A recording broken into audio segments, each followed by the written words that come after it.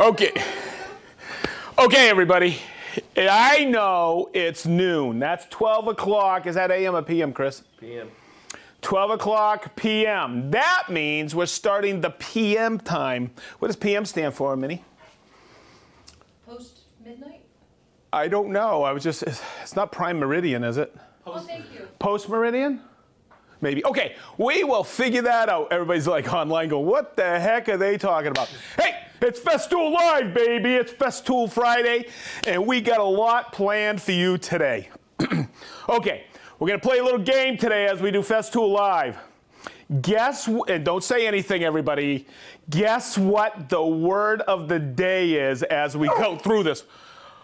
Peyton got it. Whoa, he's a little rambunctious, isn't he? All right, so let's introduce the room. Word of the day. You got to guess what it is. Don't say it, Minnie. Okay. Over here we have Big D. He's back in town. We have behind the camera, we have Chris the Unit Cyber. I can't do this. Okay. Online we have Brent. He's back with us. Woo! Stay tuned. We have an unbelievable build series coming to YouTube. Check it out when it drops. Okay, Big D will let you know via Instagram and Facebook. Okay, good. On the board, we have a special guest today. Over here, we have Minnie. Yeah, baby. All right. We have Peyton, the Howler. And we have Sparky, the Sleeper. Okay. I have to dedicate this, and this is for my wife, Mary Ann, and myself. I have to dedicate this episode to one of my best friends who passed away on Monday. She was a very loyal friend for 15 years, and it was my doggie, KK. Her actual full name is K-Vex. We already miss her, so I just wanted to dedicate this to Kay because she was a big part of my personal family. And speaking of family, thank you everybody for joining us today because you are part of the Festool family. Okay, now what else do I got to tell you? This is episode number 116.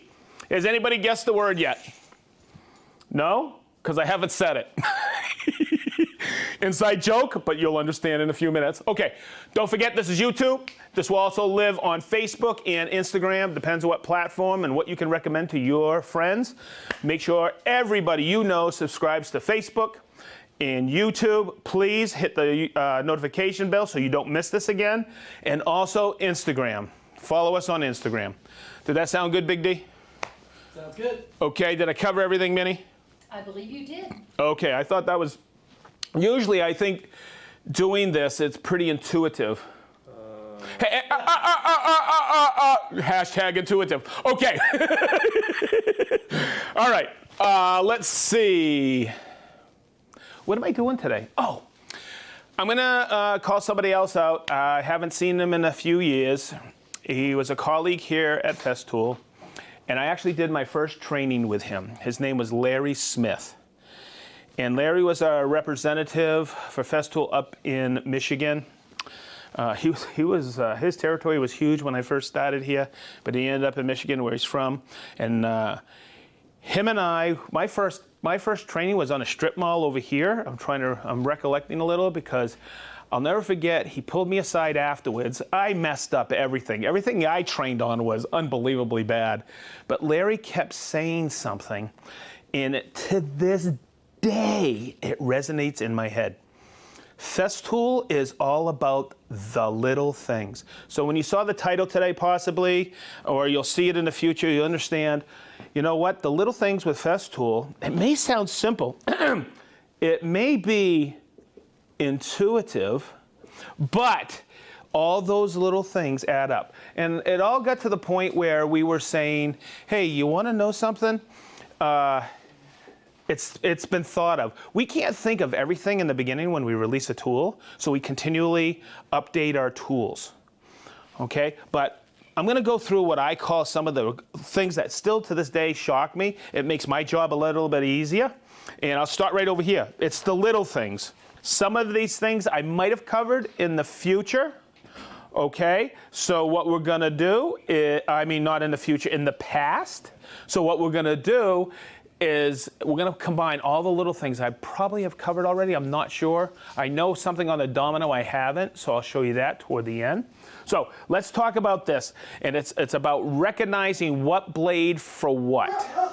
And I wanna make sure that you all pay attention to this because everything is color-coded.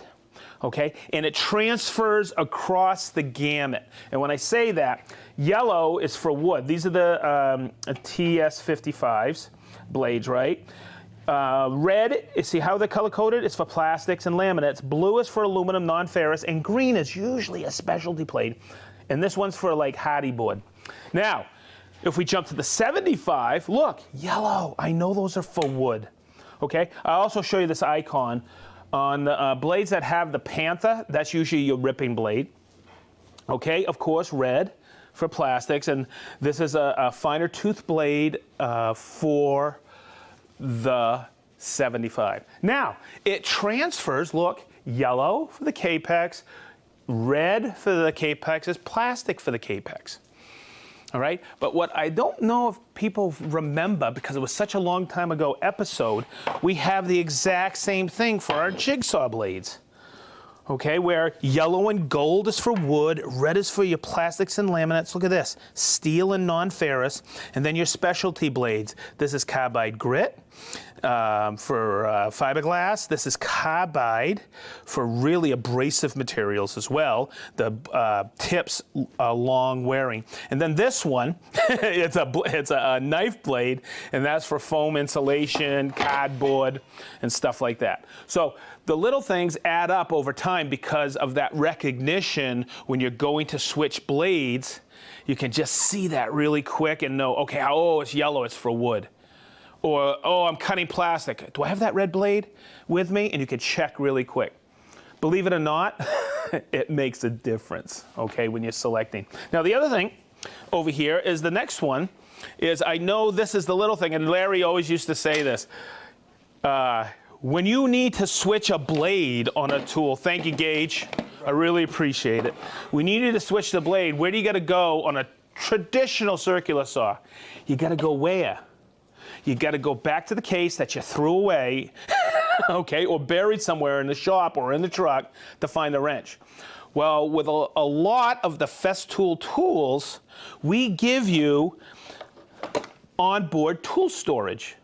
Okay, so you could change the blade effortlessly, and you don't have to go searching for the wrench or the key or whatever. If you don't think that makes a difference, go back and try to find where your wrench is for your traditional circular saw in your truck. I bet you it takes 5-10 minutes, if you even have it anymore.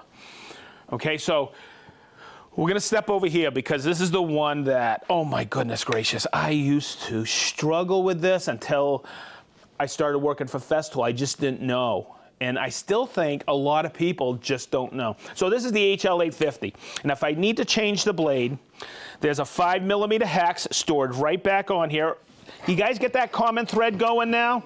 5mm. That is a common dimension in the Festool realm. So here is how you take off the blade. You move the gad back like this, and there's an arbor lock right here. So I'm going to press that, and this is a 5mm hex. Okay, and on the HL850, okay, let me just get this going here. Whoopsie. Wow, boy, that's tight. Chris, did you put this on last night? How'd you know? I'm telling you. Okay, we're gonna take this off. Okay, and when you take the cutter off, it's milled out of a single aluminum billet. There is a replacement knife or knife on here, or knife, okay, or cutter. So I'm going to take it off. Don't lose that. But there's 3 jib screws in here. And those are 2mm. I used to go search for a 2mm hex to take those off. And if you flip it around, we actually, onboard tool storage, the little things, we actually include it right here in the handle. So you can change that. And the straight cutter is out of carbide, and you can change that cutter lickety-split. So I thought I'd show you that. A lot of people who have the HL850, the portable hand planer, don't know about that 2mm hex that's stored right in the handle. Okay? I mean, you know, we'll come back here and we'll just swing around here. Chris, can you follow me? All right. Even if I'm changing the blade on the Capex, right back here in the handle is all you need to change it. This little piece that used to be on here would swivel out if you got an older Capex, and then you have the 6mm hex to, whoopsie, don't lose it, to change your blade. Okay? So it's about a quick change, and that is what's really great about the Festool system, because we usually, if we can, include the wrench or the hex to change things. Okay, now, on the TSC, the TS55, 75, we have something on there we've always had on there. This is a plunge cut saw. And I used to see people struggle all the time. Where do I set this up? So, I'm gonna set this up for us because it's the little things that make a big difference with Festool. I thought it was kind of intuitive. Oh, there it is. But it's not. Okay, on this little window that comes with it, there's a little line. On the outside splinter guard, there's a little line. Chris, come in here and see this. Okay, and there's actually a line here. When you have your plunge setting at full depth, that's your entrance line and that's your exit line. So we even think about the process or the method of plunging. It could be dangerous because as you have a full speed blade plunging into substrate, it wants to kick on you. That's why we have this. And this is called the limit stop. It limits the lift. In here, there's a little ledge that goes in. Come in here, Chris, so you can see this. It goes and locks into this little piece on the base of magnesium aluminum. And I'm just going to take that. What I'm going to do is I'm going to line that up with the line. Hopefully my eyes are pretty good today. I'll line it up here. Chris, come over here, get this. I'll bring it right to the line there. And then I'll just take another limit stop. One comes with the saws. I'm just going to slide it in like this. Okay, and put the stop right here. Okay, and then let's get going with this. I'll lock in the batteries. Did you notice how I did all of this without the batteries intact? Always do that. I'm just going to check to see if my Bluetooth is enabled. I'm going to lock my hose on like this, and let's see if my eyes are the way they should be. I'm going to make sure that this is pushed all the way down.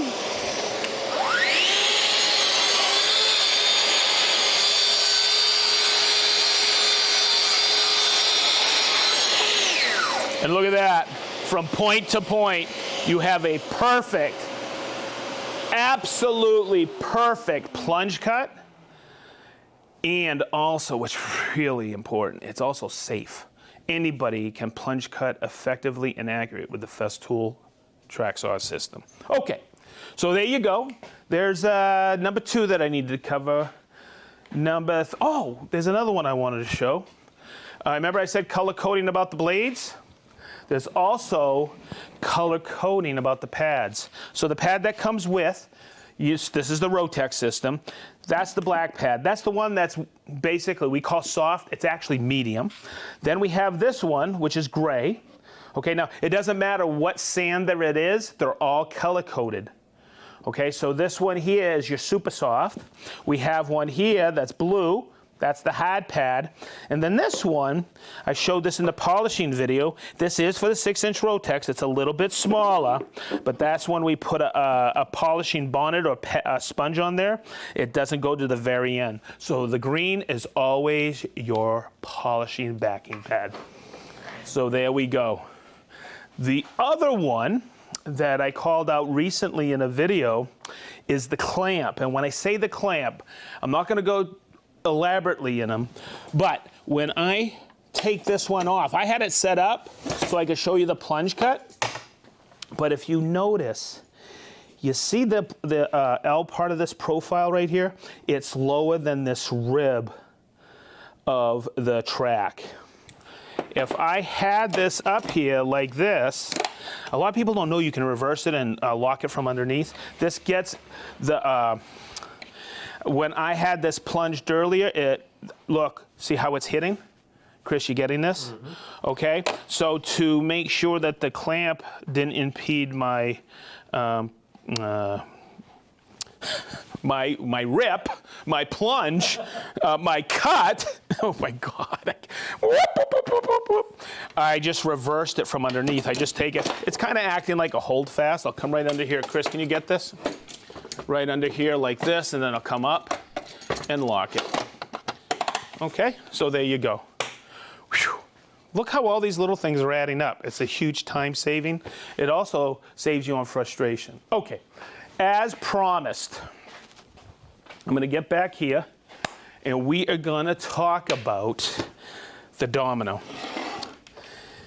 And this one came about from a training I did this week. And I said to the person I was training, his name was Steve, I said, hey, it's in the supplemental manual. Because I pointed something out about the Domino, and he goes, what's that? The supplemental manual is on the Festool USA website under owner's manuals. You'll see the regular owner's manual that comes in the sustainers, but you'll also see the supplemental manuals. There is so much killer information in there. They're actually fantastic owner's manuals. I wanted to call it out. So many people to this day still don't know that they're available on the festoolusa.com website under owner's manuals.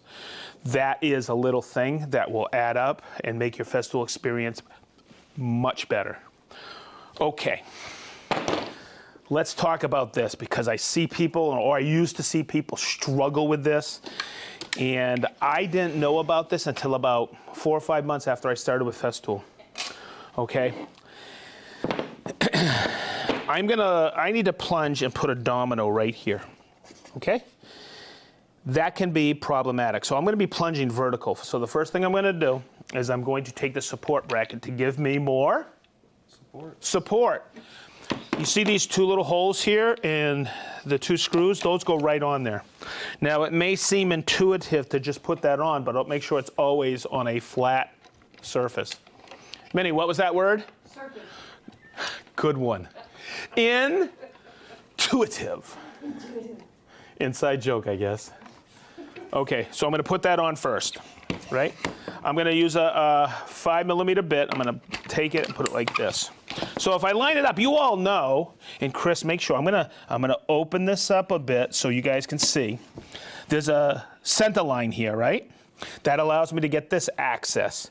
There's also a center line here, right? Okay, on the support bracket. See how we've put that on there? Okay, good. You may not have known that's the exact center because of the way it taps into the base. But where people don't get it, or I didn't get it for a while, is I need to get this access here. And how do I do it? It's pretty simple. Right here, you see this little flat spot? It's ground. That spot right there, that line right there, or that flat spot on there is the exact center, no matter what diameter bit I put on there, of the domino. So what I'm going to do is I'm going to hook this up and I'm going to make a plunge cut so you can see how accurate this can be. And it's all dependent on my eyes today, lining it up. I'm always learning with a Festool system. I'm always double checking too that I don't plunge through everything. Okay. Hopefully everybody's seen that. But what I do is I used to do this, come over here and look, but now I just take it like this. I bring my lines right in because I'm going to be heading from this side. I'm going to bring it over to my line here, here, and here, and turn it on.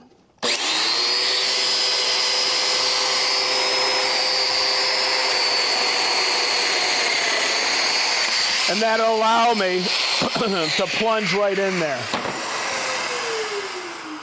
Okay, so for a while I was showing everybody about how to plunge like that, and then I was down in Austin at a build, and I saw a few folks, a few makers, fumbling with the domino. And I walked up, we were doing waterfalls down there, or they were doing waterfalls, and they were taking, I'm gonna take this off, and I said, and it's one of those things that hits me when I see people working with the domino. It's like, I thought everybody knew that, and not everybody knows it. So I'm gonna pop the, you guys see my wrench? It's not, it's okay. I got, oh yeah, right here, right where I left it. I'm gonna pop it off. Well, this is what I saw everybody doing. They had a mark here. This is cut at 22.5, so of course it's, I went through this before, it's 67.5. Okay, there's a positive detent. You can see the flat to the flat, right? But they had the motor on here, and they were trying to eyeball it. So what I showed them, and I thought everybody knew this, take it like this. Big D, can you get this over here, right here? Okay, is take the fence off first. You now know that's the center line, right? Just bring it over here like this. Look how easy this is. Do your setup just like this. See that? Big D, you got that good? Yep. Okay, and then lock it in. That's as simple as it gets. And you know what this is? That's one of those little things that you may not know, that little flat's the center line. Okay, so that's where we had marked where we want the domino, and that's how you do your lineup. And now you can put your motor on. I also wanted to point out that there is a center line for that access on the XL, and it's right here. See it right there? Because the distance from the base to the center of the bit on the 500, the small one, is 10 millimeters. It's 15 millimeters from here to the center on this one. So there you go. That's what I had planned for you folks today. Hopefully you hung in there, so the audio and video is still good. I hope everybody enjoyed today's episode 116.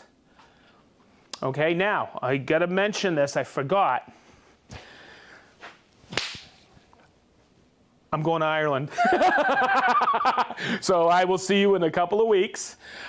We have some great stuff planned. And going forward, I want to make sure you're prepared for this, because we're going out one more time in Ohio to do Festool Live. Last year, I think we had over 100 people on Friday at lunchtime, 12 noon. Standing room only. It was wonderful. We met so many folks there. It was great. And it's at Hartville Hardware and Lumber. And that is in Hartville, Ohio. So we'll see you there. Episode 118. We have a few lives between now and then. I'm not leaving completely, jokingly. Okay? We got one heck of a Christmas season, Thanksgiving season coming up. So we got some great things happening with Festool Live. All right. So, I'm glad you were here today. Why? You gotta read really slow. I even had my own disaster. You did? I did, so I'm way behind. Oh, it's okay, Minnie. I got to read slow. Okay. Peyton's going to read too, right, Peyton? Okay, so here we go. We have Rick from sunny Blackpool, UK. Hey, did we figure that out? It's Blackpool, UK, or is it actually sunny Blackpool? I'm going with sunny. I don't know, man. We'll look it up. Hey, we have Joe from Waseca, Illinois. We have Doug from Zionsville. We have Peyton with the back. We have Ben from Betty's Bay, South Africa. We have Mike M from Austin, Texas. Mike, how you doing? Hey, we have Soren from Denmark. We have Eric Berme from Staten Island, New York. We have Paul and Susie. They were here yesterday from Wisconsin. They actually knew what Poisippi was. Hey, do you know what Poisippi is? I do. That's where my niece lives now. Okay, we have Petri from Joinery, Finland. We have Larry from Sun City, West Arizona. We have Mac from Krimpen aan de Lek, the Netherlands. Wow, that's awesome.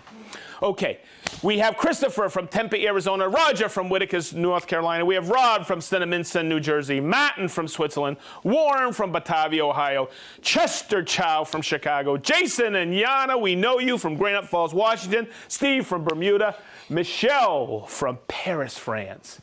We have Michael from Edmonton, Hayden from Perth, Australia. We have him, he's here, it's Dirk from Dayton.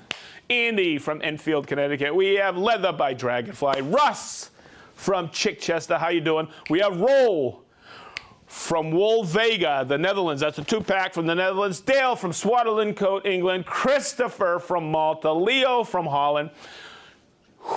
Julian from Lausanne, Switzerland. Cassary from Boston, Massachusetts. I said Massachusetts this time, didn't I? Okay, good. We have Milosh from Serbia, Belgrade. We have Mike from Park Ridge. Steve from Bright Cove. Tom and Kelly, we know you from Georgia. Eatonton, Georgia. See that? I got a little bit of a memory. We have Willie, the Sparktrician. We have Dan from Whitestone, New York. We have... I am so sorry, Sparky. Man, Sparky, you are like the best shop dog. Rob from South Devon, Des from Harrogate, England, Dale from Swaddling-Cote, Patrick's from Strongsville, Ohio, Yuzu from Paramaribo, Suriname, Ed from Elk Woodworking, Dana from Yakult, Washington, Randall from Moreland, Georgia, Mike from Park Ridge, Illinois, Blake from Novato, California, and Mr. Blake Weber from Novato, California, Johnny O from Atco, New Jersey, Jeff from Clarksburg, Maryland, Gail from Eden, New York, Nikolai from Denmark, Freeville, what's that, Minnie? He's from Freeville, but his name's Willie, and I just... Hi, Willie! I couldn't do anything but... From Freeville. Oh, Willie! Willie! Copplestone from Devon, UK, Henry from Mo, I think that's Missouri, Danny from Johannesburg, John from Texas, Tom and Kelly again. Hey, you're back. It's Delaware. Aka from Finland, Mike from Kentucky, Dwayne from Rock Ledge, Clay from Chicago, Ed from Jacksonville, Kurt from Rochester, Adrian from Augsburg, Germany, Sam from Woodstock, New York. I was born in Woodstock. Did you know that? No. Yeah, right when Jimi Hendrix was doing the Star Spangled Banner. Hey, let's see. We have Monty from Connecticut. Ian, hopefully that's you, from East Yorkshire. Jason from Michigan. Sean. We have Rustburg, Virginia.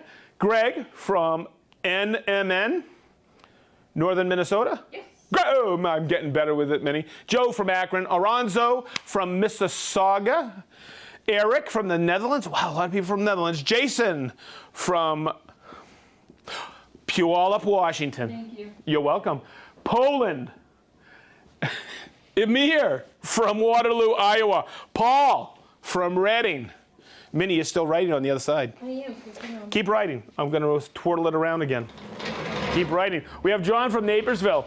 We have Westmouth, Ireland. Kevin and family. We have Denmark. We have Minnie, keep going. Oh, sorry. We have AN. Here you go. Okay, here we go. We have Ajan from Kuwait. How you doing, Ajan from Kuwait? This is a good place for you to read. Okay, we have Monty Hall. We have Kevin from Santa Clara, California. We have Blake. I get that one. We have Hi y'all from Cologne, Germany. Craig and Tyler from Wirtz, Virginia. We'll see you at Highland. We have, that's it? That's it? That's everybody? Okay, everybody. That's a wrap. Sorry, guys. We love you. We'll see you in a couple of weeks. We'll see you later. Guinness, here I come. Whoop, whoop, whoop, whoop.